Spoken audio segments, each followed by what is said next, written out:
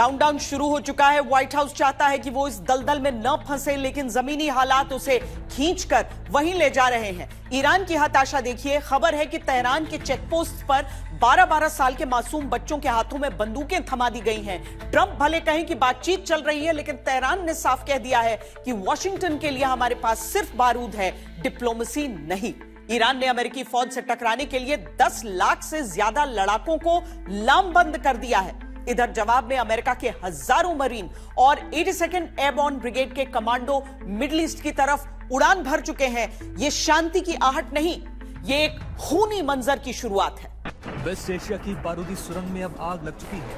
अब तक जो जंग मिसाइलों और ड्रोन से लड़ी जा रही थी, वो अब आमने सामने के खूनी संघर्ष में बदलने वाली है।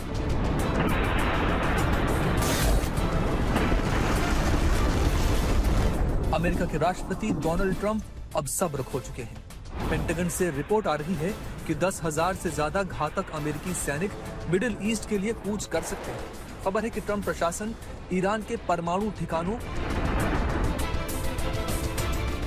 और उसके सबसे बड़े तेल हब खार्ग आइलैंड को अपने कब्जे में लेने का ब्लूप्रिंट तैयार कर चुका है। लेकिन सवाल है कि क्या ईरान चुप बैठेगा? जवाब है बिल्कुल नहीं। तेहरान की गलियों से जो तस्वीरें आ रही हैं, वो रोंगटे खड़े कर देने वाली हैं। देश भर में युवा भर्ती केंद्रों पर उमड़ रहे हैं। दावा किया जा रहा है कि 1 मिलियन से ज्यादा जमीनी लड़ाके तैयार कर लिए गए। ये लड़ाके IRGC, बासिज और ईरानी सेना के जरिए संगठित किए जा रहे हैं। तेहरान से साफ संदेश है कि अगर अमेरिका ने जमीनी हमला किया तो उसे धरती पर नरक का सामना करना पड़ेगा। ये अब सिर्फ 2 देशों की लड़ाई नहीं रही, ये वजूद की लड़ाई बन चुकी है।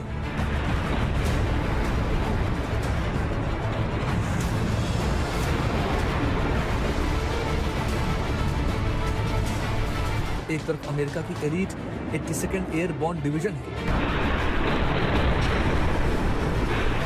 अमेरिकी अधिकारियों ने बताया कि मरीन कोर की एक air ground task force Japan के ओकिनावा से नौसेना के जहाजों पर सवार होकर मध्य पूर्व के लिए रवाना की जाएगी।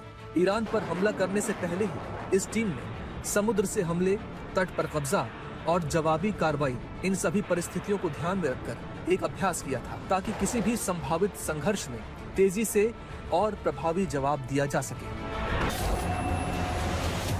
दूसरी तरफ ईरान की कट्टरपंथी IRGC और उसकी सेना है, जिसका दावा है कि वो पिछले 47 सालों से केवल इसी दिन का इंतजार कर रहे हैं।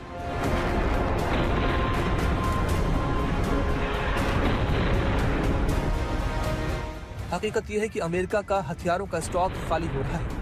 अब वॉशिंगटन की रणनीति भी बदलती दिख रही है। जंग को 1 महीने होने को है, तो ये बात भी समझ में आ रही है कि हवाई हमलों से ईरान को पूरी तरह झुकाया नहीं जा सकता। इसलिए युद्ध को दूसरे फेज यानी जमीनी जंग की तरफ ले जाना भी एक विकल्प है। ईरान ने भी अपनी रणनीति पहले से तैयार कर रखी है। बिखरी हुई सैन्य ताकत, मिसाइल और ड्रोन हमलों की क्षमता और होर्मुज पर पकड़ यानी सीधी टक्कर में भी जवाब देने की पूरी तैयारी।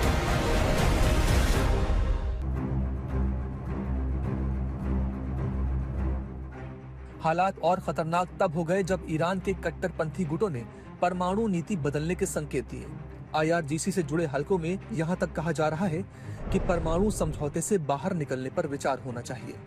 ट्रंप भले ही कह रहे हो कि बातचीत चल रही है, लेकिन तेहरान ने 2 टूक संदेश दे दिया है कि वॉशिंगटन के लिए हमारे पास सिर्फ बारूद है, कूटनीति नहीं। और चौंकाने वाली बात यह है कि इस तरह की सख्त और आक्रामक भाषा अमेरिका के सेक्रेटरी ऑफ वॉर की तरफ से भी सुनने को मिल रही है। कुल मिलाकर तस्वीर बेहद डरावनी है। एक तरफ ईरान पूरी ताकत के साथ जमीनी जंग के लिए तैयार खड़ा है, दूसरी तरफ अमेरिका भी पीछे हटने को तैयार नहीं। अब सवाल सिर्फ ये नहीं कि जंग जमीन पर होगी या नहीं, सवाल ये है कि ये टकराव कितना बड़ा और कितना लंबा चलेगा, क्योंकि इसकी चपेट पूरे पश्चिम एशिया के साथ साथ दुनिया का एक बड़ा हिस्सा आ सकता है।